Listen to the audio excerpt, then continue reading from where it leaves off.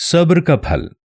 اگر کسی بھی مسئلے میں اللہ کے ڈر سے، اللہ کے نام پر سے، اللہ کی مخلوق کی وجہ سے صبر کیا جائے تو اس صبر کا ثواب اسی دن لکھا جاتا ہے، اور یہ بھی لکھا جاتا ہے کہ اس کا فائدہ کب ملے گا۔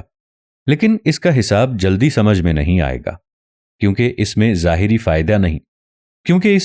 فائدہ نہیں ہوگا۔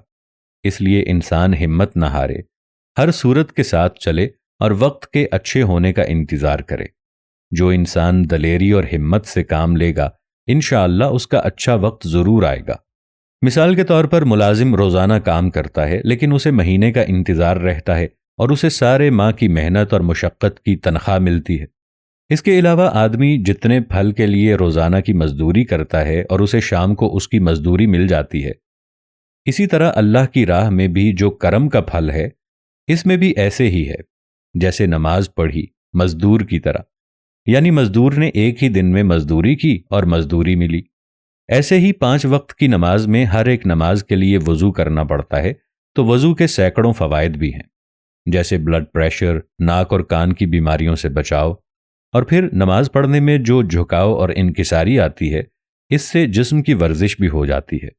ہر رکعت کی اسی وقت ہی مزدوری اللہ کی طرف سے مل جاتی ہے، جس میں شفاعت کے ساتھ وقت کی پابندی بھی ہے، اور انسان اپنے کاروبار اور اپنے کام پر توجہ دیتا ہے۔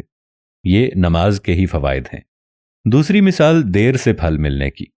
ایک انسان پھلدار درخت کا بیج لگاتا ہے تو ظاہر ہے اس کے پھل کھانے میں کئی ماہ، اور کچھ ایسے درخت بھی ہیں جن میں کئی سال کے بعد پھل ملتے ہیں، لیکن بیج بونے کے بعد اسی دن سے پھل لینے کی امید ہو جاتی ہے۔ ایسے ہی اللہ اور اس کے رسول صلی اللہ علیہ وآلہ وسلم کے بتائے ہوئے اسلام میں انسانیت کے جو بھی خدمت، عبادت اور اخلاق کے ثمرات ہیں، وہ بھی اسی درخت جیسے ہوتے ہیں۔ فرق اتنا ہے کہ پھل کا درخت نظر آتا ہے اور اللہ کے ثواب کا نتیجہ ظاہری طور پر نظر نہیں آتا، لیکن اللہ کے خاص لوگوں کو انہیں خوب پرکھنا، دیکھنا اور ڈھونڈنا آتا ہے۔